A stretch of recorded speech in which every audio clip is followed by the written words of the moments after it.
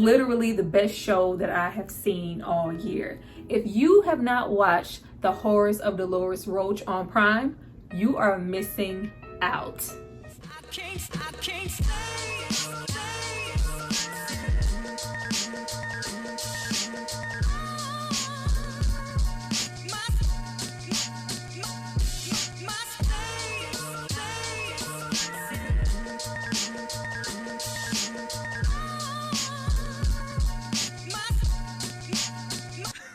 Hi you guys, welcome back to my channel. It's Tyra here with another struggle review, here to discuss The Horrors of Dolores Roach. Now this show is from 2023 and it stars Justina Machado. Now before we get into all things empanadas, disgusting, nasty, gross empanadas, I need you guys to drop down and subscribe to my channel and like this video. I'm going to give you guys a moment to do that, then we're going to come back and discuss. There aren't enough words to describe the feelings I felt while watching this show. It was just simply refreshing, clever, damn good. It was damn good. Go back.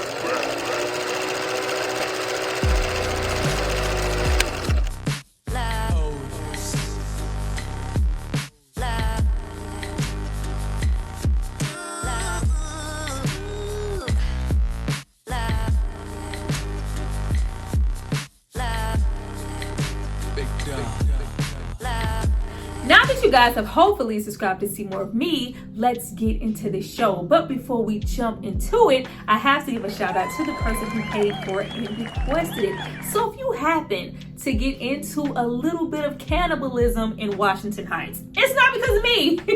It's because of this person right here. Thank you so much for supporting me and paying for this content. Now, getting into this show was adapted from a podcast with the assistance of Daria Resnick, who is the creator and writer of things like Jane the Virgin and Home Before Dark, along with Aaron Mark, the creator of the podcast, which is an extension of his one-woman off-Broadway play, Empanada Loca. Initially believing so much in the premise that he always thought that it would make a great show, wrote for the show, but nobody wanted it up until now, and I loved every single minute of it. It's incredibly dark, hilarious, eerie, great body horror, intriguing, intelligent, well-developed, diverse cast of characters who get just the right amount of screen time and backstory. The diversity and consideration on this show is crazy. There is Latino representation with both male and female leads, Black representation, white, Korean. When the Afro-Latina jumped out, like Afro-Latina, I screamed. I freaking screamed. I just felt like this show was doing everything right, especially when it came to the casting, and it wasn't trying to be diverse for diverse sake and have a representation to check off some boxes. Every single character here was essential to the storyline. Watching this show, I kept trying to pinpoint what the storyline reminded me of. This is giving me Demon Barber. Oh, Mr. Todd, I'm so happy I could eat you up, I really could. You know what I'd like to do, Mr. Todd, what I dream, what I really like to go in a year or so. Don't you want to know? Of course. Do you really want to know? Yes, I do. He never wanted to know. He absolutely never wanted to know, Mrs. Lovitz. This is a Sweeney Todd, I'll steal you, Joanna inspired situation. Now, if you are unfamiliar with Sweeney Todd, the demon barber / serial killer who wants revenge on the judge that falsely arrested him to only steal his wife, along with many others. As the body count rises, a hopelessly devoted Mrs. Lovitz, who has the worst meat pies in London, all of a sudden has a change of luck when she creates pies out of the victims to Sweeney, who she hopes to run away with and eventually marry. Have no reciprocity in between. He does not feel the same way about her, and after all, Mrs. Lovitz is actually a liar. Lying to Sweeney about the whereabouts of his wife all along, which causes him to accidentally kill her, assuming that she is a random, crazed, homeless woman. Ending in the most bloody, murderous way, along with an angry Sweeney throwing a lying Mrs. Lovitz in the oven to die. All of that is here with a twist and then some. Now, opening with episode 1, They Call Me Magic Hands, we meet the infamous Dolores. Not initially the Dolores, an imitation of her who is doing an off-Broadway play about her entire serial killer career. Like many serial killers, Dolores is profitable and sensationalized in the public eye. Only the real Dolores, unlike most, to the shock of our lead actress, is very much so alive. She's looming, threatening, and wanting her story to be told right. Why did I kill people in the first place? You guys got it all wrong. Justina Machado, she makes this freaking show. She's been acting for a long time, but this is the first role that really made me stand up and pay attention to her. She is so good here. Going back to where it all started, we get everything from Dolores' point of view as far as what she feels like was taken from her, starting with her boyfriend, Dominic. The love of her life, local yet heavy into dealing weed, she felt like he would fulfill her dream of being with the love of her life, as well as moving into a better neighborhood, into her dream home. Instead, we're arrested and charged with possession, taking this charge out of love for him. Meanwhile, he forgets about her and she spends 16 years behind bars. Absolutely broken, her only solace is her lover / cellmate, Tabitha, who doesn't have hands but taught Dolores everything she knows about making magic, with hers being the ultimate masseuse, maybe affording her to use it as a trade once she's released. Now, right off the back, I really love how much realism is in the storytelling. How many times have you heard of a woman, the love of her life, taking a charge for her man, assuming that she would get the same in return, he would wait for her, be there for her, meanwhile she was just there to be a scapegoat. I really love the fact that we never actually see Dominic's face. It really adds to this allure and this mystery of who he is and what he looks like. Just like with our Sweeney Todd reference, Dominic is the driving force for Dolores to be angry, to want revenge, to seek him out, to see why. Even though he is that judge driving force for her vendetta, he's also Lucy in the fact that we never see his face and that maybe he's right under her nose, hiding in plain sight this whole time. That would take me out. Now released back into an unfamiliar, gentrified Washington Heights, only left with this clinginess of what life once was and this suppressed anger. Dolores has nothing and no one, except for one oasis, a failing empanada shop that is unchanged, run by Luis. Now, the actor who is portraying Luis, Alejandro Hernandez, heavy.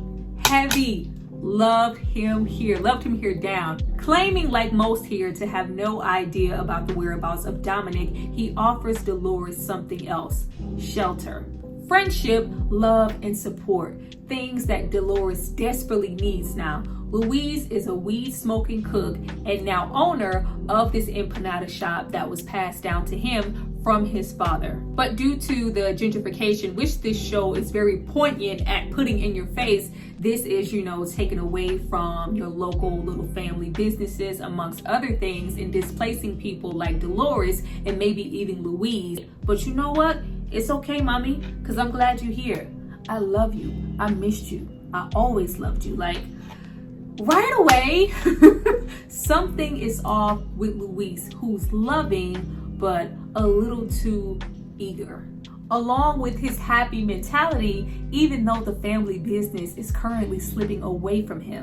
Not only that, but with his closest family and friend and his father dying years ago, the only person that he felt like he had left in his corner to linger for, think of, and miss is an older Dolores who has been in jail for almost 20 years. Even though Dolores just ends up being downright horrible, despicable human being. Like, you identify and see yourself in Dolores so much. Ex-con or not, everyone has been in a space where they feel like they just can't catch a damn break, an opportunity without being belittled or looked over because of who you once were. After all, what Dolores wants is what your typical everyday average person wants. A lot of the people in the neighborhood do have good intentions with Dolores. That is partly the reason why even though Louise gets to being Louise, we like him. We like Louise and how much he props her up, pushes her, such an inspiration. Louise has a can-do attitude. But instead of being a Debbie Downer, nobody's gonna give you an opportunity to be a masseuse. Fine, you can be a masseuse downstairs in the basement of this empanada shop. Mami, you can do it. Besides, the only thing that seems to be outside of this empanada shop is regret, disappointment, and Marcy. A frenemy who years ago was maybe a nobody, but is now a somebody as far as selling weed goes in the neighborhood, and would like nothing more than to tear down an already torn down Dolores so that she knows her place. How about you come and work for me? You're gonna end up here anyway. What options do you have? We have Louise. That's what we have. Louise, a massage table, and aromatherapy candles. But as you will see as a pattern within the show, every single time Dolores gets a glimpse of what could be, it is snatched away from her. Before we could even get the business bussin', we have to deal with the landlord, Gideon. The white owner who raised the rent to a damn near impossible rate to hopefully get Louise out. And with the business already failing, it is strictly a matter of time. I love the fact that we have Gideon and Louise already in this combative ass relationship before Dolores even arrives. You see this tension in like this little tick, mind your business, mind your business. And Louise, that just feels like he could pounce and, use that knife in that kitchen to get rid of something like Gideon, somebody who is trying to take away the family business, his legacy, the one thing outside of Dolores that he seems to care about. It looked like Dolores was massaging the shit out of everybody. The business was doing so well. I finally have something that I'm good at. That is, putting money in my pocket that's not an extension of anyone else, of a Dominic. This is all me. Dolores is so proud of this. She decides to try to use this business as a way of calming a rowdy Gideon who just wants Louise out, which means it would be her out as well to maybe buy them some more time. Please don't take away my livelihood, my passion, when I just found it. I am figuring out who I am. This is much bigger than this building. But in the midst of Dolores trying to do the right thing, Gideon Perlman is laying on his back for his massage, assuming right away that Dolores must be down to offer something more than just her word and some money to keep the lights on and a roof over her head. You, in the position that you're in, you must be desperate. Not only did you touch me, but here you are yet again taking something away from me. Somebody is always taking from me. First Dominic, and now you have to die. I love the fact that there is kind of this personality shift in Dolores and she needs to easily snap somebody's neck. She is so good at it, and even though she knows that it's wrong and it's just like, oh my God, I just killed someone, there's also this release, especially in a sense of a female. It's this release, like, taking off your bra after a long day or removing your earrings. It's just like, oh, you know what? That kind of felt good. Being an ex-con, instantly Dolores' brain goes back to, I'm going back to jail. I'm going back to jail. What am I gonna do? I love the realism here of her thinking like we would. If I killed somebody, I need to, dispose of the body. Let me get a shovel, let me get some tape, let me, do what they do in the movies. But in Dolores' case, none of that is necessary because she has Louise, someone who gets rid of the body before she can even return from the corner store. Now, every single kill after the first one gets a little easier for Dolores. The situations are simplified and we're moving beyond me defending myself to it's either me or them. Right away, you see that there isn't a whole lot of accountability on Dolores' part. I wouldn't have had to do this if this person hadn't did this. And you see that from the beginning all the way with Dominic. I wouldn't be here if it wasn't for him. Not even mentioning the role that she played in the decisions that she made for herself to get her to where she was. An entirely different layer of troubles is added to the storyline once we have Luis turning these bodies into special meat for his empanadas. The gross out. The gross out. Not even in, the customers ripping into the empanadas courtesy of Luis, but it's just the pride that a crazed Luis is taking in putting that in there and feeding it to the customers and not seeing anything wrong with it. Look at what I am cultivating here.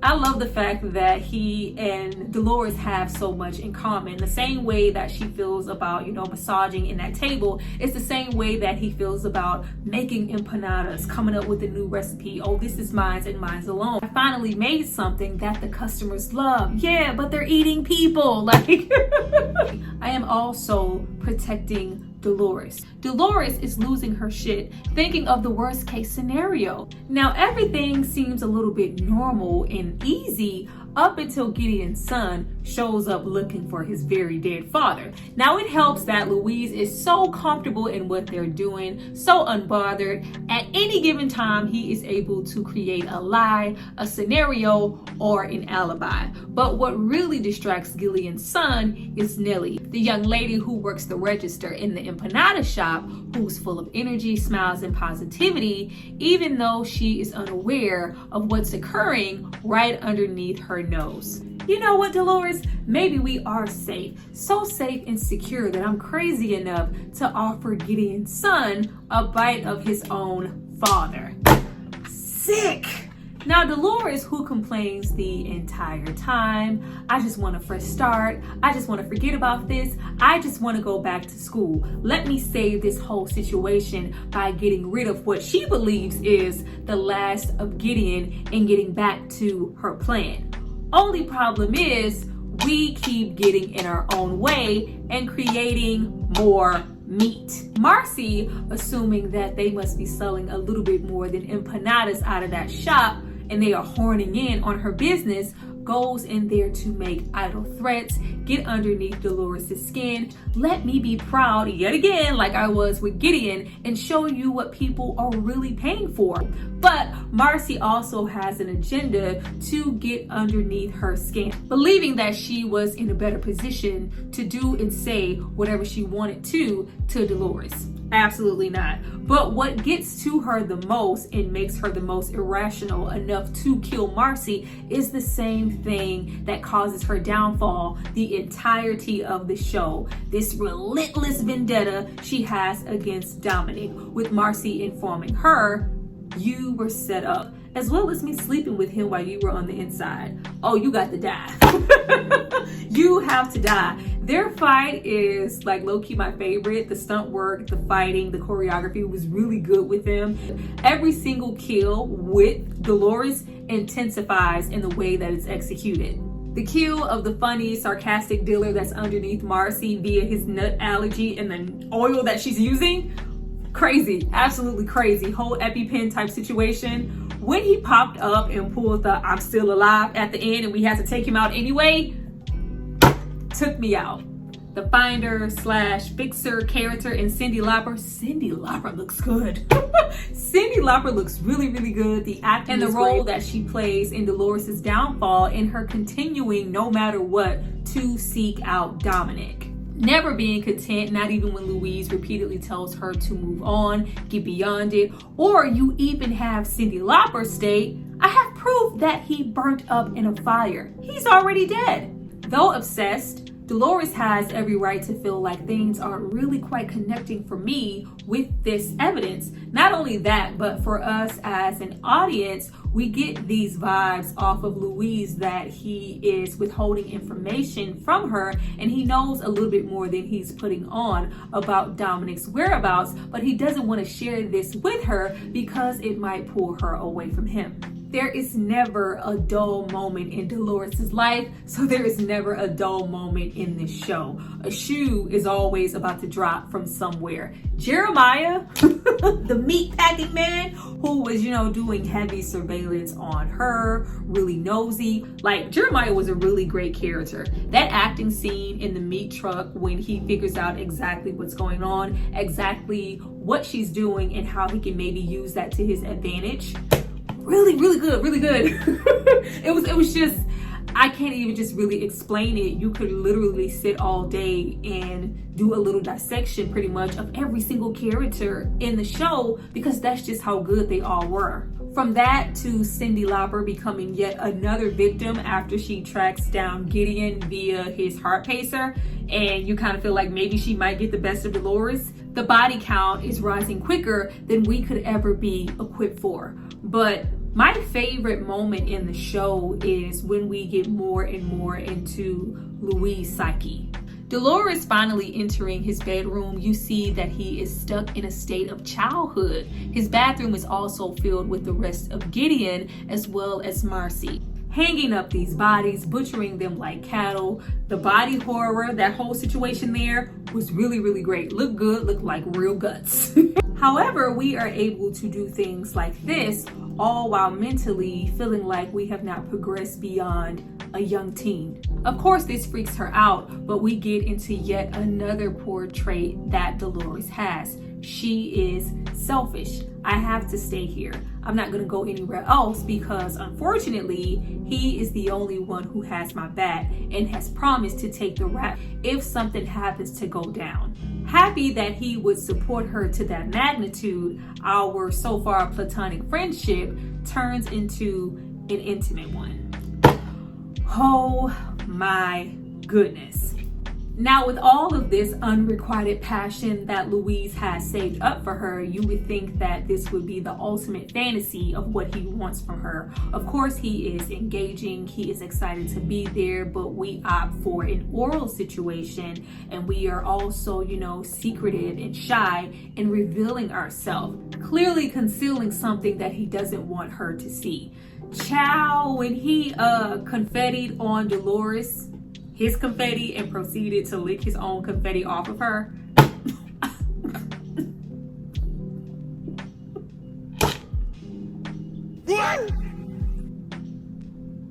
Now, before we get into exactly what's wrong with Louise, the last 3 episodes are about their escape plan. Doing this for survival as well as avoiding what she has been trying to avoid this whole time, going back to jail.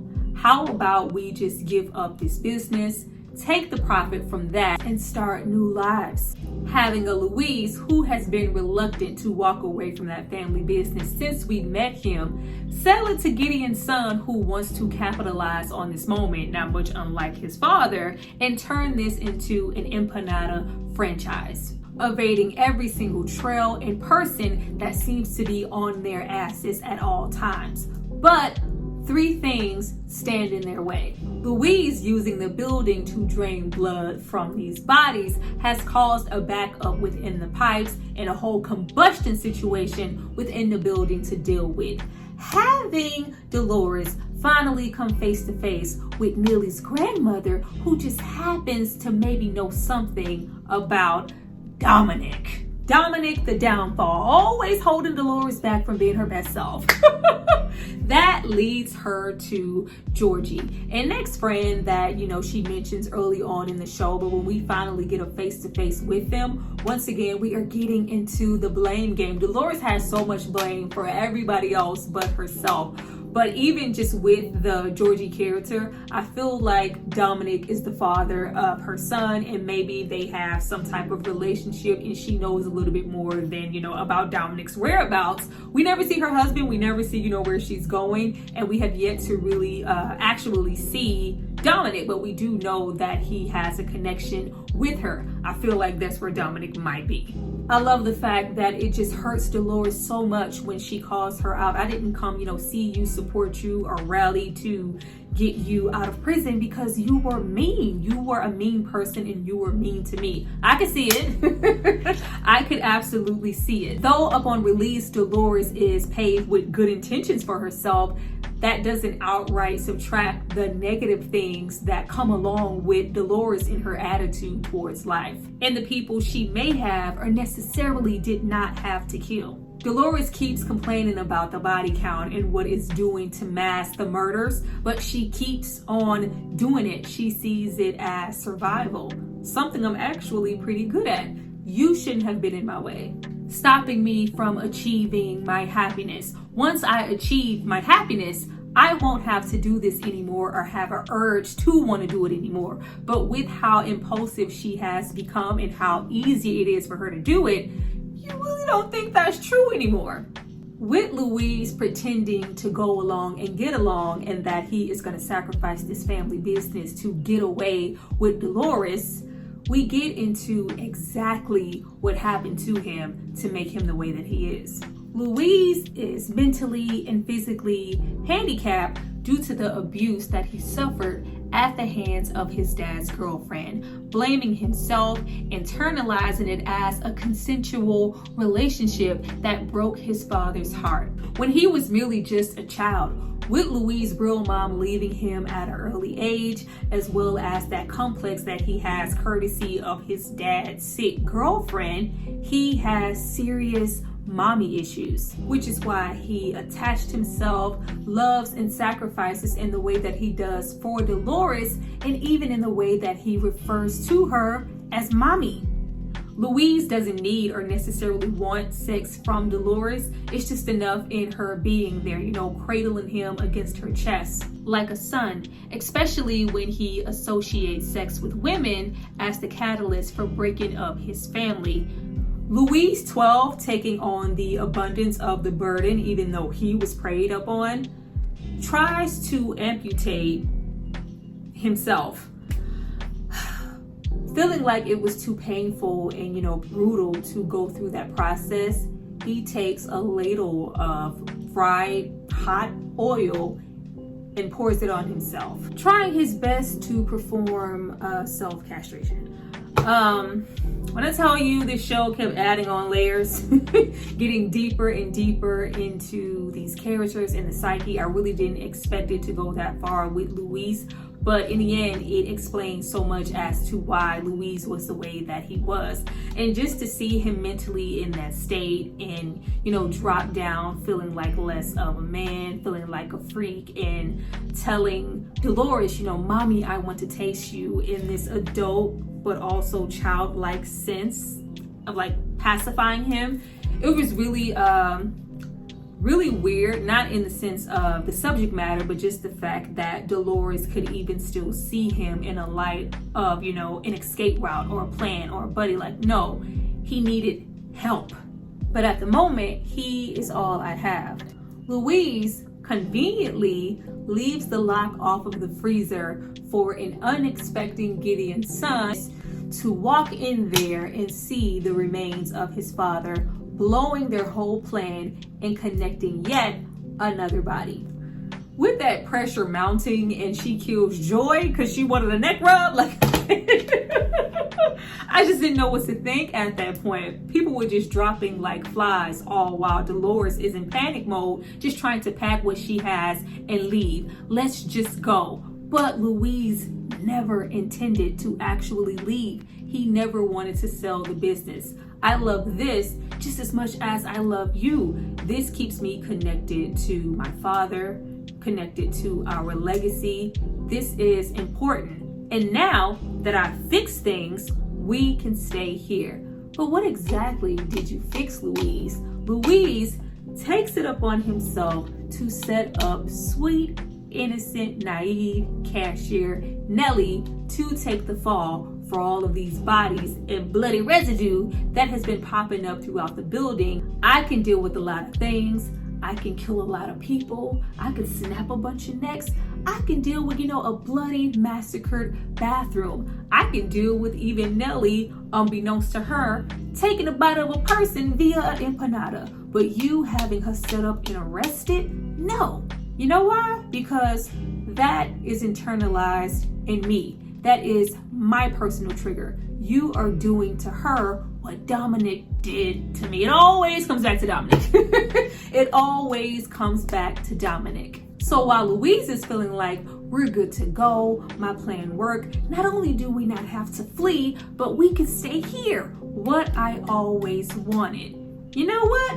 At this moment, it's all about self-preservation. Nellie's innocent. Nellie's, out there screaming, Dolores, help. Does Dolores go out there and confront the situation and say, no, take me instead, it's my fault? No, Dolores saves herself. Murderous, impulsive, obsessed, and selfish. Not much unlike Louise. To the fact that they are both willing to do anything to achieve what they ultimately, selfishly want. And right now, I want you to stay here with me, Dolores. I'm clamoring for it. And Dolores is clamoring just as hard to leave. All the way to the point that she is willing to kill Louise.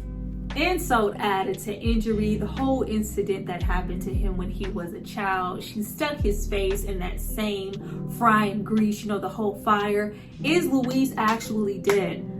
I don't think so. I don't think so. Like, I really can't see this show without Louise and his obsession. And we never got, confirmation that he died. Looked like he died, child. That face is going to be scarred, the burns, but I can see the cops that were outside running in to salvage what's left of Louise just in time. Dolores escapes unscathed and as unaccountable as ever. However, that's past tense Dolores. The current day Dolores, who is telling her own story, is very much so accountable and self-aware of exactly who she is now.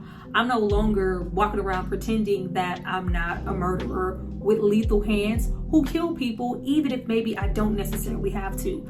I am that. You should be scared. We're not pondering over the fact that sweet Nellie, who was sincerely kind to us, is probably going to spend the rest of her life in prison, and maybe she should do something about it, do the right, honest thing. No. Right now, I'm wondering who is really profiting off of this off-Broadway play, and how can I get my hands on it? But what saves him? What seems to save everybody and stop Dolores in her tracks for whatever she's doing?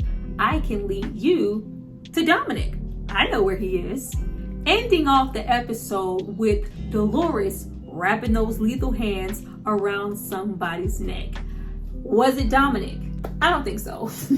What's the fun in it already being Dominic? It's not Dominic. I do feel like it's the friend Georgie, and it's just like, oh, you knew, the whole time he was here with you type situation, and that maybe she's connecting the dots. At this moment, I only potentially seeing it being her, with the wealth that she had, the neighborhood, and, the style of the house. They had a cute coin. Maybe it's Georgie. I don't know, but I can't wait to find out.